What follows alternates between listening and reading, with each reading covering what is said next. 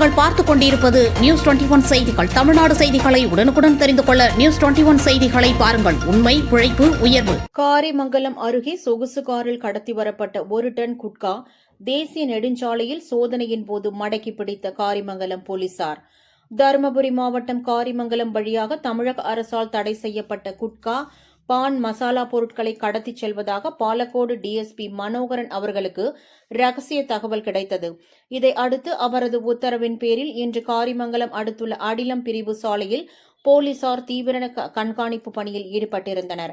அப்போது அவ்வழியாக வேகமாக நம்பர் பிளேட் இல்லாமல் வந்த சொகுசு காரை சந்தேகமடைந்த போலீசார் தடுத்து நிறுத்தி சோதனை செய்தனர். இதில் 5 லட்சம் மதிப்பிலான 1 டன் குட்கா இருந்தது தெரியவந்தது.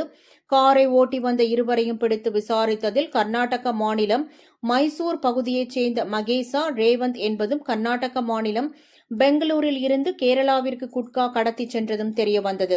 அதனைத் தொடர்ந்து சொகுசு காருடன் குட்காவை பறிமுதல் செய்த போலீசார் இச்சம்பவம் குறித்து வழக்கு பதிவு செய்து மகேசா, ரேவந்த் ஆகியோரை கைது செய்து நீதிமன்றத்தில் ஆஜர்படுத்தி தர்மபுரி சிறையில் அடைத்தனர்.